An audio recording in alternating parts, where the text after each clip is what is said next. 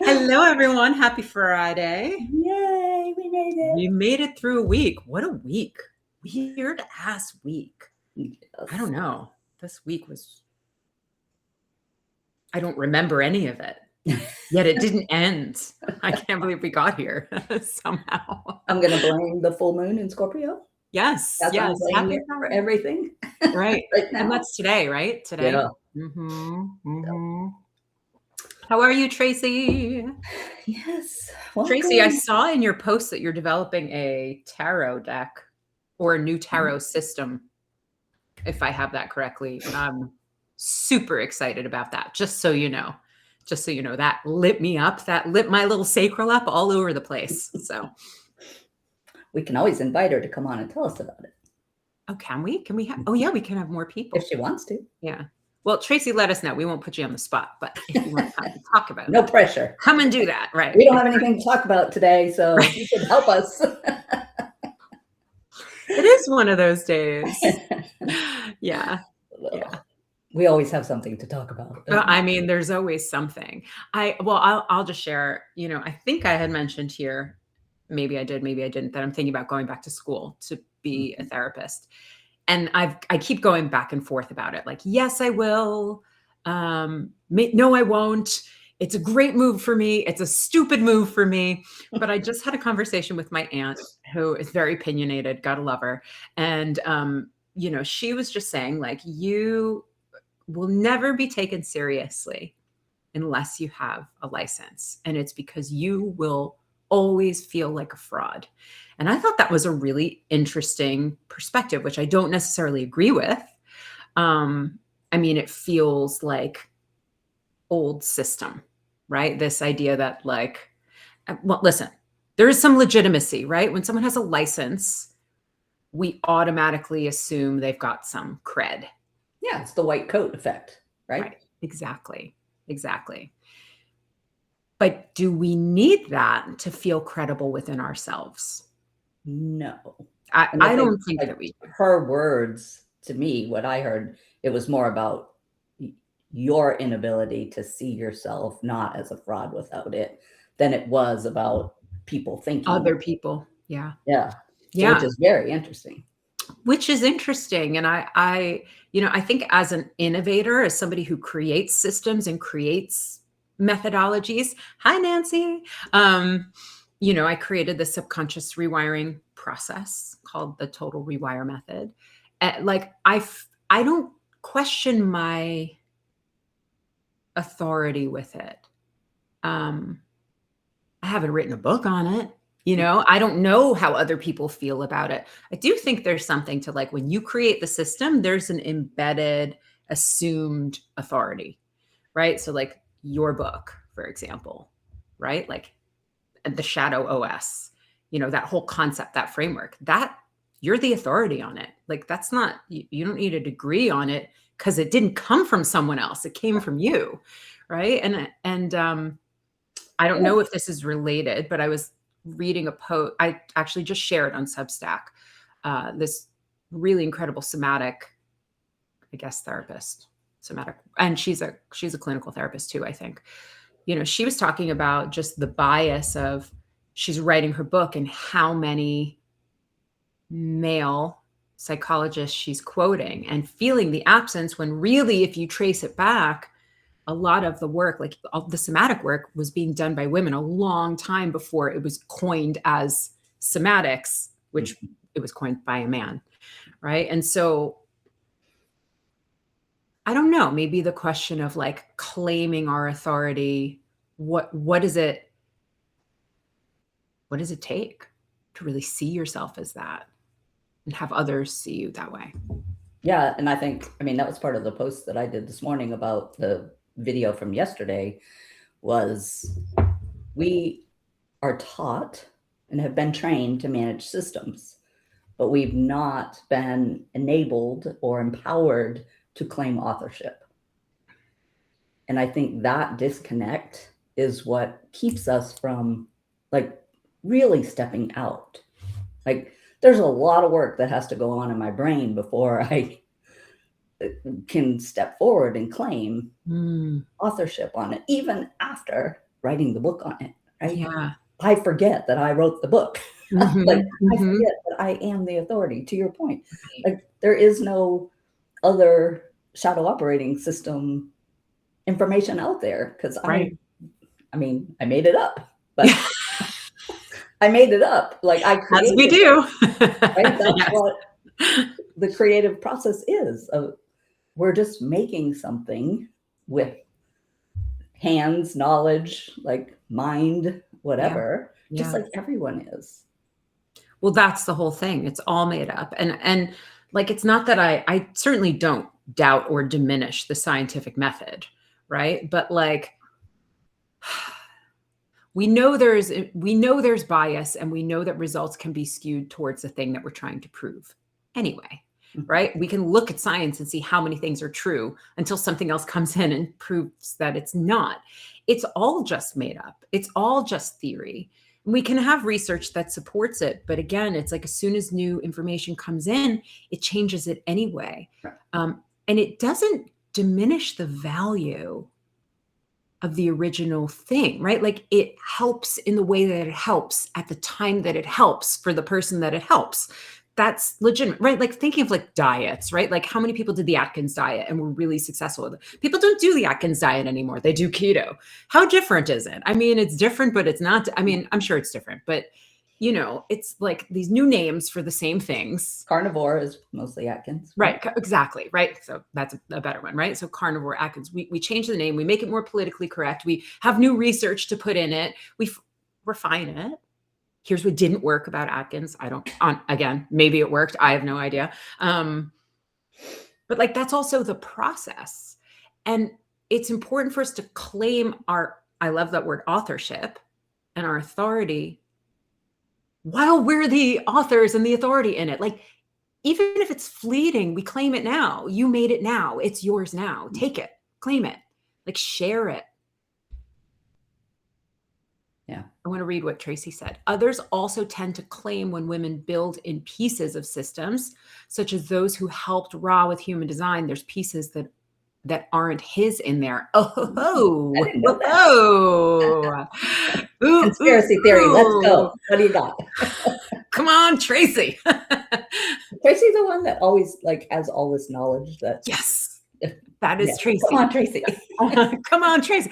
When you're My ready, line let us one know. We're going to invite you in over here, waiting. So I don't see the way to invite her in. Is that on your screen since you started the thing? Yes. Yeah. I don't Yeah. know. Okay. Yeah. So Tracy, maybe send the invite, and then when you're ready, pop on with us. Expanding the conversation today. But I see Nancy here too. And I know this is right up Nancy's alley as well, because she does so much work with leaders, right? And she's a book called Lead with Your Light. And, the whole premise of the book is that we're all leaders.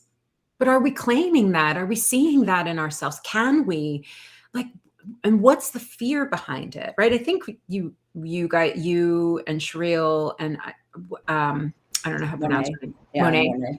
Yeah, we're talking about this yesterday. Hi, Tracy. Good morning, ladies. But you were talking about this yesterday, right? Like this idea. Oh, I lost it. Shit. Claiming it. Oh, I think it was a comment that I left because they were talking about like women claiming their leadership. I think it was roughly that. And how, if you look at in politics, statistically, underqualified men are more likely to run for political office than overqualified women. Right? So there's all kinds of nonprofits to help women feel confident enough to run for office, even though they're overqualified for the position. So I think that's interesting. Yeah. I mean, I think it's the same thing we've talked about before I know in the corporate world anyway, a woman will look at a job rec and feel like she has to match 100% of the qualifications before she'll apply, but a man applies at 60%. or less than. When I worked in legal, there was all kinds of male attorneys that it's like they had none of the stuff for the job, but they would apply. And the sad part is they would get them and they'd be horrible. And everybody knew they would be horrible in the position, but they were, a white guy that applied and, confident, probably. Confidence, yeah, right? Overly confident. What we talk about all the time is you don't have to believe me to buy my stuff. You just have to see that I believe me, right? Which is confidence. Yeah. Like, do I believe what I'm saying? I do think women tend to, I saw this a lot. There's a dichotomy with women applying for positions, especially in leadership, of even if they have exactly what's being looked for and they're very confident in it, that goes back to like the bitch principle, or they're seen a certain way because they're able to be in an authoritative position. And I would say like the best chief counsel we had when I was there, out of the 5 of them, was a female. She knew how to do and who to talk to, and a lot of people didn't like her but if she would have been a male, they'd have been fine. Right. It disrupts people's sense of the hierarchy and the patriarchy to see, like, because it doesn't fit the model of the man on top. Yeah. And I really think that, like, underneath the surface, that's what's going on. Like, we have such a deeply embedded concept of this triangulated leadership, patriarchal leadership. Everything's kind of centering a man. And when a woman gets centered, or when a woman rises up, it doesn't matter if intellectually we get it. There's something that feels, I think, wrong to people who are really, really embedded in patriarchy, and who's not. All the work that I do and the awareness that we have, it seems like it doesn't shift the fact that, like, yeah, that it's internalized. What's the only model we see? Yeah. Or the most prevalent model we see, which is why we were having that conversation yesterday of we have to start seeing a different version. And it's just like an algorithm, right? Mornay, who was on the call yesterday, was saying, all I see is men with supportive husbands. Well, yes, because that's all you follow. Men with supportive wives? I mean, could be both. And I'm like, could be either, but yes. About this. I was projecting. This becomes a much more interesting conversation now. Please. I'll tell you what I'm reading right now. Yes, with supportive wives. And they credit the wife for their ability to create the amount of success that they have. And I think, like, she's seeing that because that's who she follows. So the algorithm is just giving her that. It's not giving her the women, and especially the single women, who are also excelling. Even though I do believe there is some credence given to, of course, it's easier for him than it is for a single woman because he has support. We don't know how to ask for support, or we think we have to white knuckle it or do it ourselves, or or we just don't want to. We want to do it alone. But if that's the choice we're making, we can't complain about the choice we made, right? I mean, we can, but it doesn't do us any good to play victim to that choice, in my mind. No, and I think we do tend to see that, if a guy has been successful at something, then that's lauded. Oh, they did X, so we'll just keep moving them along because they've already succeeded in X. Where I think for women, it's a huge uphill climb. Even if you've been successful at something, it's less likely to be seen as, oh, you were successful at this, therefore you have skill sets that can go into Y. Right. For some reason, we're like just held to a completely different standard. Right. Yes. And I think part of it is the relational responsibility that we carry, right?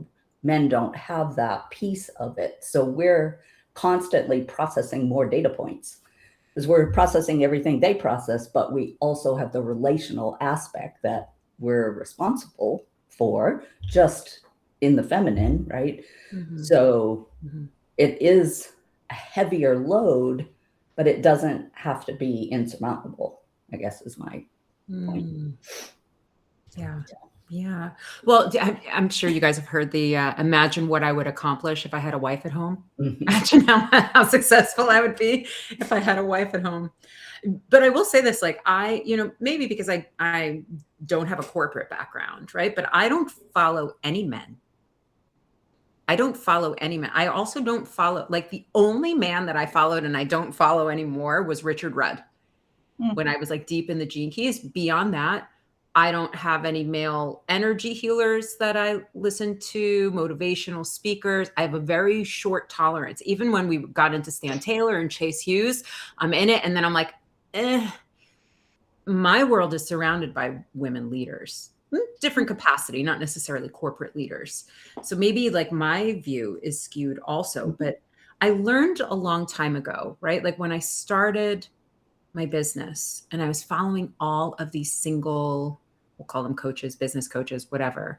They were all single and childless. And I was watching them do all of these things that I had 2 little ones at home. And I'm like, there is just no way, like I can't do it. And I remember I had a coach that said, stop following people that don't have kids. Go follow the successful people that look like you, and they're doing it in the circumstances that you have. And so I think that stuck in my brain. And that's why I'm like, well, like it's different for men. So I'm not going to follow men. It's not that they don't have value. They do. I'm sure that the important pieces will come into my sphere as I need them. Right. But I'm pretty intentional with that. Like, I want to see the people doing the stuff that I want to be doing. And I don't want them to be too far ahead of me. Because when they are, then the comparison comes in. Yes. Right? Yes. Because I'm seeing them at the top of their game and I'm just beginning, let's say, then I'm always in deficit. So I want somebody a couple of steps ahead or equal. Yeah. Just not so far ahead that I just stay in fantasy world. Right. And I say that about who I hire too. I find I get better results when I'm working with someone who's actually closer to where I am than further ahead. It just becomes like it just becomes a little out of touch often. So yeah, and I mostly coach people equal or above. Yeah, me too. I think actually most of my clients are around me, or especially in the longer term coaching. Yeah. In the like linear in the context of what you're context. coaching. Yeah. In the context of what you're coaching, right? Like I'm not going to money coach someone who's making 9 times as much money as me, right. But I can success codex coach them, like is that they haven't mastered yet, or relationship, work on those kinds of things, relational skills. So I want to shift gears and just say, hi, Tracy. Thanks for joining us. Because we were in mid sentence when you joined. That's what you get for commenting. You never know what's going to happen. You never know. You might be invited on. But can we totally change gears and you talk about the tarot system that you're developing? Just because I'm nerdy and I want to know. So I've taken a few classes on tarot, and in fact, I'm in the middle of one currently by Divine Harmony. She's teaching one tarot alchemy. And last year I was playing with it and I just decided it is kind of like if you've ever seen the original Tomb Raider and I think it's FedEx or something shows up with the package and comes down and she's like, I woke up and didn't like anything. That was that. I was like, I don't like how this is set up. I don't like what these things mean. I think there's value in the tarot the way it is. I'm not saying it's bad in any way. I'm just saying, like, for the journey I was on, I've been looking at it and going, yeah, no, I'm going to do this different. So I started actually with the suits and not the major arcana, and was looking at them. Like, one of the big things from my post that I just put out is like the Queen of Wands. And I was like, wands are raw ideas. And then I just was sitting there with it like, okay, well, if wands are raw ideas, this just changes what wands are completely. So if you're looking at, let's say, 5 of wands, which oftentimes can be conflict, as same with 5 of swords, but you're looking at the 5 of wands and going, no, there's just 5 ideas going around. There's 5 voices with different ideas. I just need to listen to them all. That's not conflict. I like that, right? So it's like shifting the perspective of how, like, it's just raw info. Yeah, it's just info, and you pay attention and go, oh yeah, this, but I don't need to follow all 5. But I need to pay attention that all 5 are there. Yeah. And take maybe pieces or whatever. So then it was shifting. It's been shifting out of it. You know, it's like a lot of times, I think in my article, I talk about the sun. You know, people look at the sun and are like, oh, it's this, you know, it's yes. It's, while I was doing research, and I'm like, well, the sun card also can just be spiritual nourishment. Yeah. So it's like, okay, you have some nourishment going on at the time, and that's spectacular, but it's not like the be all end all that the cards usually made. And I think what I wanted is to bring it more in neutrality. That's what I'm hearing. Yeah. That it isn't good, bad, right, wrong. It's just, it's neutral. And as we work with it, that's a better stance to hold as we're looking at things, because otherwise, you know, some people will get a spread and just be like, oh my God, life is horrible, like, yeah. And, or, oh my God, everything's spectacular. Then if something happens that's a little bit wonky, you know, from it, they just sent right back the other way. And I think when we're more neutral, it's an opportunity for us to stay in our power. Yeah. You know, it reminds me a little bit of kind of how I hold astrology. And I don't know if you do as well, right? But just thinking in terms of, you know, like if I see there's a propensity, or maybe, you know, I don't know, maybe even looking ahead at like what transits are coming and what's happening, like it doesn't have to be cataclysmic just because there's a propensity for something, right? Like I can hold it just as information that in the moment is going to just give me more choice. Yeah.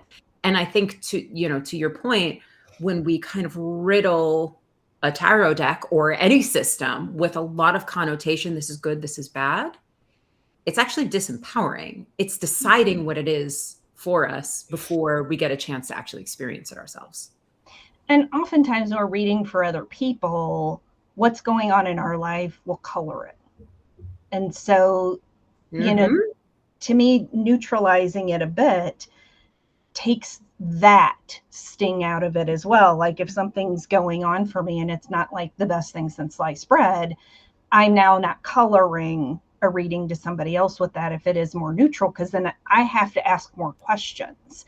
I then have to go, okay, you know, you get the 5 of wands. Okay, what all ideas do you think are coming up right now? Because I'm going to have absolutely no idea. And that, I think, also helps where we stop projecting onto other people what's going on with ourselves, because it can be completely incorrect.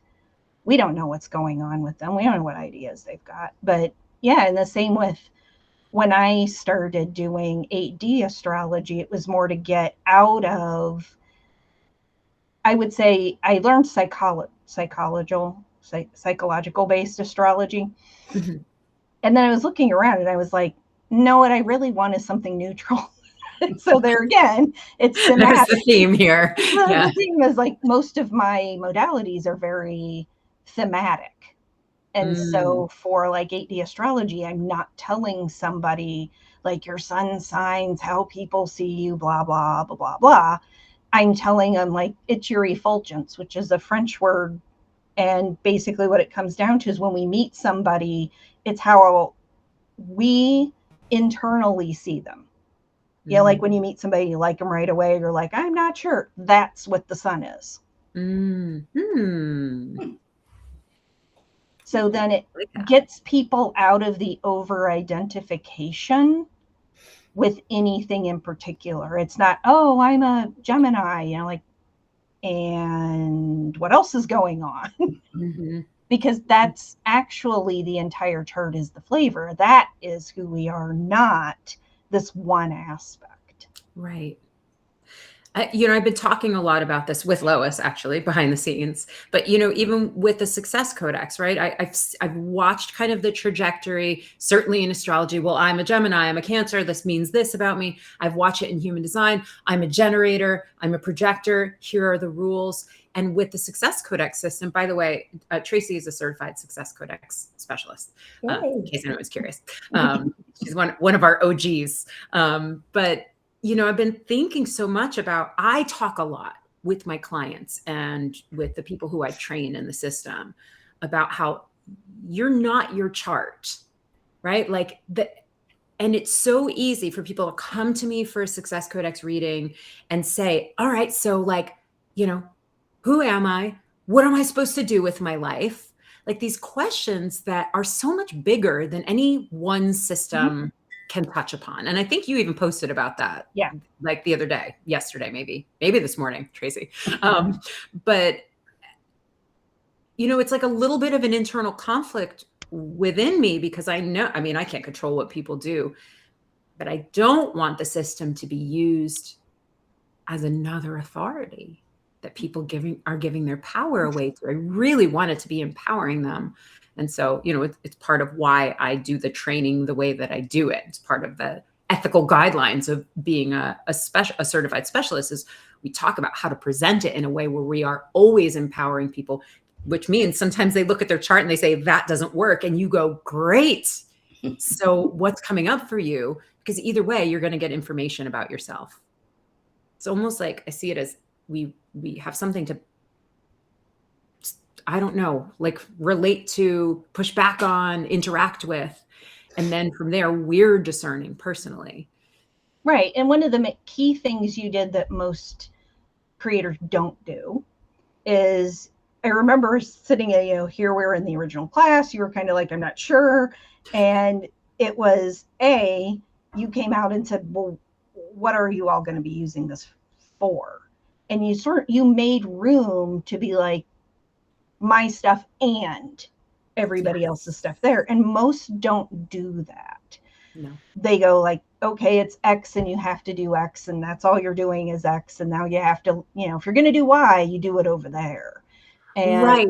That's, or you can't call yourself a Success Codex specialist if you're using it right in your own way. And I don't believe in that at all because I can't follow rules like that. So I'm not going to make someone else do it.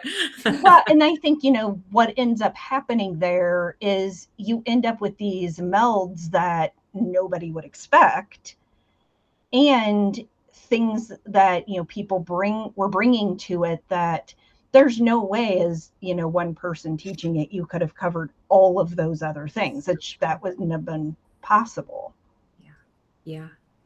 Thanks for acknowledging that. But it's, I think it's the new, like we are in this different era, right? Like the value of information alone, right? Just like a rigid system, all that is it's just tanking, right? If everyone has access to information, it's not so valuable anymore. If everybody's got gold, how valuable is gold, right? So we all have information. So what do we want to do with it? The old systems are protecting that information because it was so precious.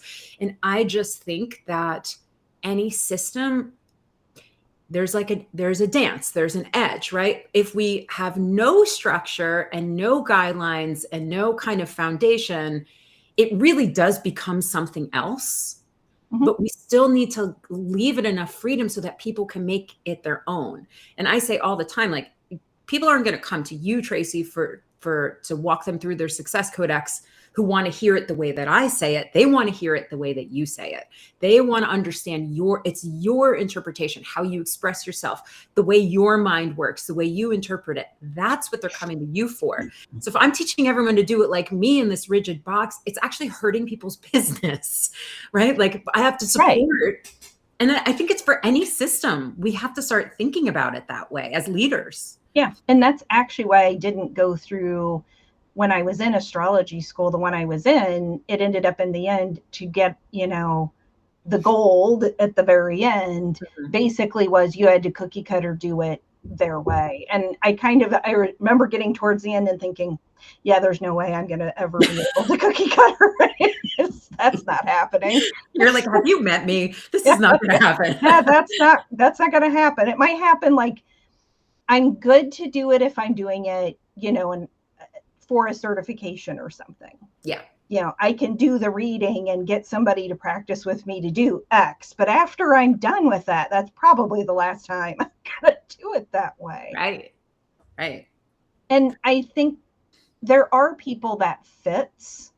Absolutely. There are people that, they're going to want that structure. They're going to want that cookie cutter option. There's nothing wrong with that. There's definitely going to be a need. There's also, though, a lot of us that, I mean, for most things, I couldn't cookie cutter to save myself. Sorry, but that's not, I'm gonna get mixed up halfway through, and all of a sudden, I mean, it was like that with Success Codex. I mean, you were like, oh, put this on the side or do this in the thing, and next thing you know, I had like 100 notes, and I'm like, oh yeah, I need to think about this one for a bit. Yeah. I think this happens with anything, right? The moment we identify with it, we create a box for ourselves. Yeah. And like even my shadow operating system, right? This is the identity that helped you survive. It helped you be successful, like everything up until the point where it now is the limitation that's preventing you from going any further. And I think that's exactly what you're describing here with this. Like, yeah, human design, Success Codex, Enneagram, all of them can give you insight into why you do the things you do or why you are the way you are. But if you over-identify with that thing, then you lose the ability to go beyond it and see how it could actually like project forward versus keep you where you are. Yeah, and a lot of systems, what they don't do is acknowledge the fact that you aren't the same as when you started. Because, with the things like the Enneagram, I remember that from a long time ago, and I got out of it mostly because I realized it was like Myers-Briggs. Once you're in a different environment, you're going to score completely differently, and nobody talks about that. Nobody talks about, oh, you're going to be a this for now.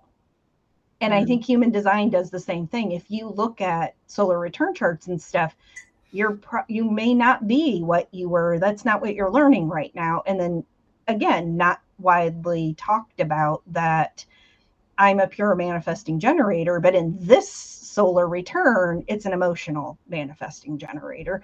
And that's different because I have natally an open solar plexus. So I'm learning how to use it as though it were not open, and that's important. And when we don't acknowledge that, we're giving people readings and stuff. Yes, you have this natally, but you weren't born 5 minutes ago. You're actually down the line here, and it's not going to look like the natal chart. We do a disservice, I think, to people because then they buy into this box, and that box isn't your current habitat. Yeah. Oh, I love this conversation so much. And I think it makes so much sense too, especially like how many, like sometimes you bring someone their natal chart, human design, and they're like, yes, that's me. And sometimes they're like, are you sure about, like, I don't know if that's really, and then you look at the solar return chart, right? So you're running a chart for that birth date, but the current year that they're in, and they are a different type. They do have, the sun will be the same, right? Like there are some pieces that will be the same, but other pieces are different. Other planets, key codes, gates, lines will be present that weren't present before. So yeah, this is especially true for those that are not generators. I run into it a lot. They'll be like, I think projectors do this the most that I've seen. They over-identify with being a projector, and then you pull their solar return. You're like, well, currently you're learning this, so that's not the thing. And I've gotten out of type, and I work with this other group that does astrology research and some other things, harmonics. And I've been looking at just taking type out entirely and going by the breakdown of the gate types. So projected, manifested, generated, and go, okay, just dump all the rest, because for mine alone, I have a lot of manifested gates right under projected, because there's so many projected gates. Most people are going to be high in those. Generated's the bottom, and so then I looked at that and went, well, now if I layer in things like, where is this gate? So I'll take, like, I have 51 as my conscious Venus. Well, where is 51? It's in Aries. Aries is a cardinal sign. My Venus is at 19 degrees and it's in the 7th house. 7th house is ruled by Libra. Cardinal, 19 degrees is ruled by Cardinal. So I have initiate. Yeah. So telling me wait to respond is not, that's a big no. Right. But nobody's layering in the modes. And so then to tell somebody, oh, you need to wait to be invited, you need to wait for this, you need to wait for that, and not paying attention that maybe they have a high instance of, let's say, cardinal. Yeah. Maybe that's not the best idea for them to be doing with those gates. It's not for the whole chart. Right. Yes. Yeah. It's in certain instances, like, I'm probably just doing 51 and not thinking about it at all. It just comes out. So I mean, I think about that for myself. I mean, not in the same level of detail, but I'm a Cancer sun, Capricorn moon, Aries rising, and a Libra stellium. I am very cardinal. Yeah. So even the generator, I mean, most people who meet me assume that I am a manifesting generator, but I'm a pure generator, right? Waiting at all doesn't make sense to my biology. I'm just like, I'm initiatory. That's how I am as a being. And there was a while I was like so in my head about it and making myself wrong and be like, I'm not being a good generator because I'm like moving forward on things. I mean, not that there's not some wisdom in waiting as well, but I just had to drop it. I had to drop the box. I don't want the boxes, And it's, I think that, for those of us who use systems with our clients, it's really just about, it's also about us not putting our clients in boxes. It's not like, oh, well, they're a projector, so ... Oh, they're an emotional type, so ... We really just need to honor the human underneath it. I tend to look more at the gates than anything else for human design readings, just because I don't think it's beneficial past training wheels to tell somebody, type and authority and everything. I think once you dig into their chart and how they're set up, and for me, dig into the astrology, then it's like, oh, this is different. I think one of the biggest things you and I discussed, Ankhara, was conjunctions. It's like these systems don't, if you're looking at a wheel for the I Ching, I can't overtly tell, unless I know what I'm looking for, that 8's next to 20. You have to really know. If I'm doing astrology, I can be like, oh yeah, my sun and moon are right there. They're both in 20. Awesome, because they're the same gate. But I have other stuff that they are next to each other, like my Venus and Chiron, but they're 51 and 42. Yes. Yeah. Well, right off the bat, somebody's not going to know. That's still in Aries and they're right next to each other. They're 3 degrees away or conjunct, it's so a big piece I think ends up missing for people getting readings when things like conjunctions or stelliums aren't mentioned, and they're like, well, I don't resonate with this. Well, it's because there's a layer missing. Yeah. It's so, and this is like where it gets like when you have a nice depth and breadth of knowledge and you're able to do that level of synthesis, it really comes in handy. I think that most people, because they're just looking at the one system, they are missing the nuance of this. They're missing layers of it. And again, like, great for certain people at a certain time in their life, it's exactly what they need. For some people, that's it. They take it up. This is my type. I run with it. until I don't. And then I move on. And for others, they want to go deeper into something else. They're willing to evolve with it. They're willing to kind of take in the new information and see how that shifts their understanding of themselves. So it's like, it's all valuable. Oh, but one thing that I was thinking that I want to bring back, right? It was something you were just talking about, Lois. You were saying it's related, right? Like, I can't remember what you were saying, but like you're into something until it fades away. Is that what you were saying? Like it works until it doesn't, right? But then I started to think, right? Like, is it linear or is it a circle, right? Like this works for me, it works for me, it works for me. And all of a sudden it doesn't work for me at all. And so I drop it. But is there a point where it kind of comes back? Yeah, it's funny. You must have had telepathy with me, because I was thinking about like how I teach shadow work. Mm-hmm. I don't believe shadows ever go away. They're part of who we are, right? And I teach it as a cylinder where half of it is dark and half of it is light. And in the dark, like we do all the work, right, in the light, and then we loop around, and before we know it, we're back in the dark, and it's back, and we are asking ourselves, like, I thought I like healed, I hate that word, healed this wound, right, or this shadow, that I should be over it because I've addressed it.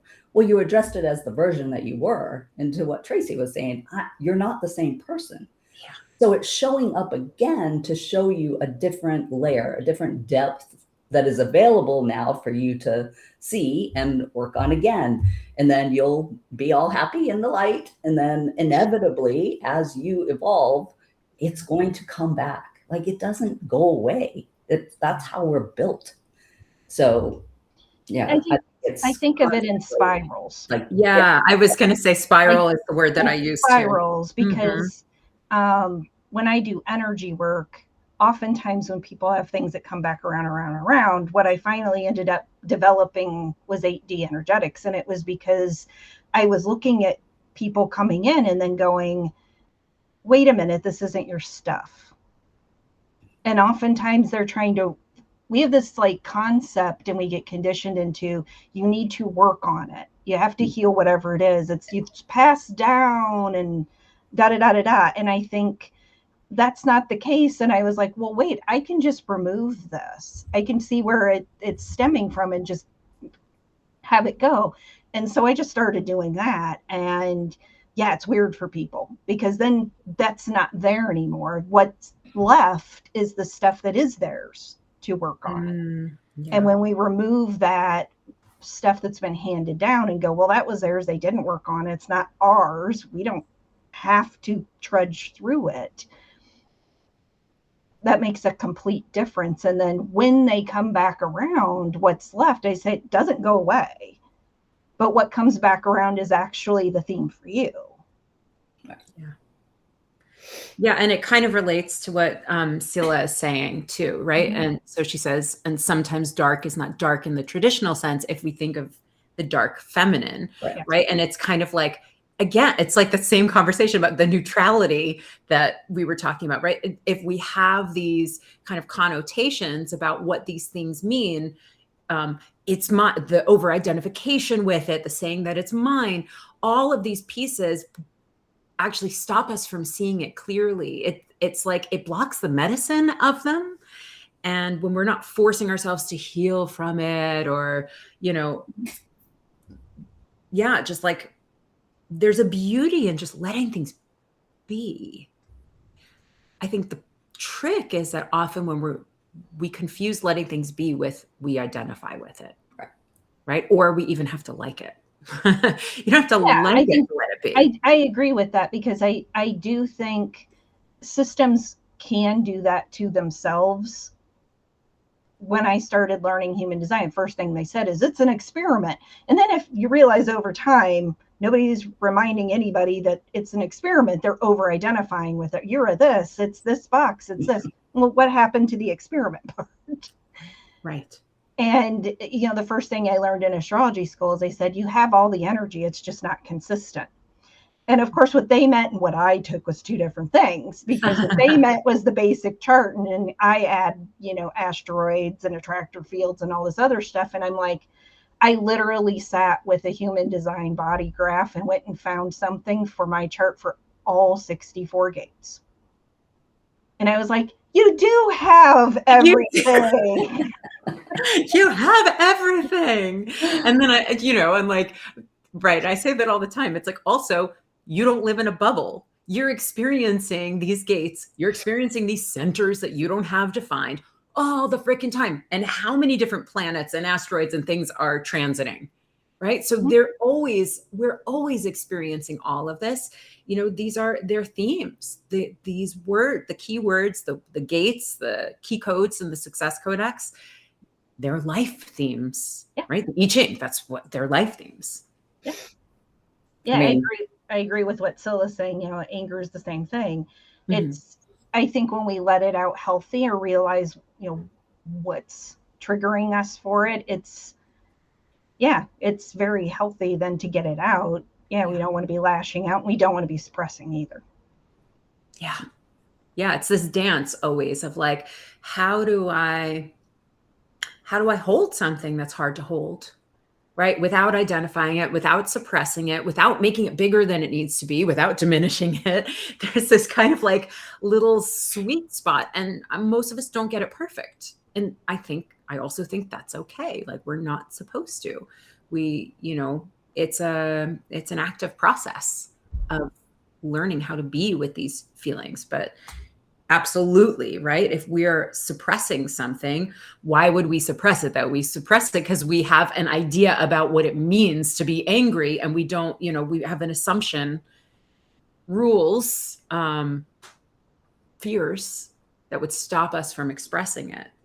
So we have to learn how to embrace these things. And again, like, embrace doesn't mean love it necessarily. Just honor it for existing. Right. That's what I did with the tarot. The kinetic part came into because I was looking at it going, all of these are static for the most part. They're sitting there. They're sitting there. They're standing there. They're not really doing anything. Some are in mid motion, like the Fool or in some of the Knights. And but mostly everybody's just like hanging out. And I thought, that isn't correct. This would be in motion. And so then I started playing with the numerology and going, I don't use reductive, and I use astrological numerology. So I look at the Fool and go, well, 0 doesn't really exist once you pull the card. It's in motion. 0 doesn't exist in motion. That's 1. Which means magician would be 2. That's the next. And then it's like, these are now sets. This is now set in motion. Every card you pull, there's no 0. We don't go, pull 0. You can't. That's not happening. But then that also means everything has 0. So the Fool's every single card. I love this. How close are you to being done with this project? I'm probably quite a bit of a ways through since I've got the suits done. I'm working on the major arcana. I think the biggest difference for people would really be that if everything's in motion, and the way the astrology chart works, it's like, you have Aries and it goes to Pisces, and then you loop and you loop and you loop. So you don't reduce anything. And so like 55 is not like the angel number and you go, 5's changed, da da da. You actually loop 12 until you get there, and that's how it lands. So 24 is Pisces, So that then affects, like, if you're looking at the Emperor being 4, 4 is really the moon. That's ruled by the moon. It's Cancer. Oh, okay. Yeah. I'm looking forward to when this is done. I'm going to need to are you going to get the cards printed? I'm pushing you here. I know. I'm really you design the cards, get them printed, have a book. I'm just going to start using, I've been using Rider-Waite-Smith and just overlaying the new onto it, because I think that's the easiest way to start. Is, when you're use something people already know and then go, okay, now we get to set it in motion. And then totally change how this lays out. And once we do that, thinking of it as like magician, Aries, because Aries is the first thing. So that's 1, and yes, it says Gemini on it, but, or it says mercury on it, I think. And it's like, that's nice. It's nice, but it's wrong. It's nice. It's not wrong. It's just a layering. Incomplete. Okay. Right. Okay. Aries is ruled by Mars. So you have this Mars mercurial card. Yeah. It's initiating. Yeah. You're picking your tools for your journey. You're initiating. And Mm. so it's not incorrect at all. I think it's just a different way to look at it. And as we march through, you know, we get through things like you now can layer in octaves. Mm. Mm. 0 usually is associated, you know, the fool's associated with Uranus. Uranus is the higher octave of Mercury. Not strange at all. That would be the next card. Yeah. Yeah, I think when we really look at the relationships these things have, they tell a better story. And it's also, I think, realizing we're not in 4 or 5 or 6 or 700 years ago. That story's nice that it came out in the 14 and 1500s. We're not even in the 1900s anymore where Rider-Waite-Smith came out. We're now. And we have to have tarot updated to use now. Yeah. Yeah. Yeah. It's like innovating and refining. It's innovation of the system and refining it based on what's current, letting go of the tightness of the rules and the dogma of these systems. It's like, love what you're doing. I know we're all on that same page here. So It's interesting, right? Letting things complete, which we're not very good at, right? We like to hold on to them. yeah. So this is fascinating. Yeah. Yeah. Like, yeah. I mean, it's a great inquiry too, right? It's like, what am I not letting complete in my own life, in my own business? So I've been sitting with that this whole week, actually, like really asking myself, like, where are the boundaries? What do I need to stop? What can I put to rest? What can I innovate to make it like more sustainable for me? What can I shift? So it happens on a microcosmic personal level, but also within this. I mean, I think about that with the Success Codex all the time, right? I'm a constant refiner with my little 3/6 profile.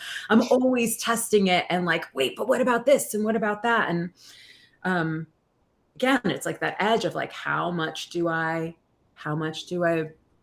change? How much do I honor what's been? How can I keep it nice and flexible? And Scylla says, it's like letting things complete, letting things go. We feel it's a loss, but maybe it's a gain. Yeah. And I think that's probably out of my articles been my biggest beef with the full moons and new moons. There's this idea of like, it's starting and completing. And I'm like, yeah, neither of these things actually exist. You're already in the middle of the story when you show up. Yeah. So I look at it more as ombre. It just morphs into the next thing. Yeah. And when we don't force it to be like, what needs to, complete and use that word, we're, I think, much more able to let it go. And, well, what's this shifting into? Yeah. I always thought of it more like thresholds, right? Because I think of it like a wheel. We're crossing a threshold. It's not an end. It can't be an ending. No, it doesn't end. Clear. Yeah, it does. It never ends. It never Right. starts and it never ends. We pick up threads as we go. Yeah. And we've just decided, okay, I'm going to put this thread over on this wall. Now I'm going to do this other thing. Like we're in this labyrinth and we're trying to get out. Good luck. That's happening. Good luck. There's only one way out. Right. Yeah, it's true. And who knows if that's even out? True. Time will tell, I guess. I guess we'll find out. All right. Well, this was great. I'm so Yeah. glad that you popped on with us today. Yeah, thanks for inviting me. Yeah.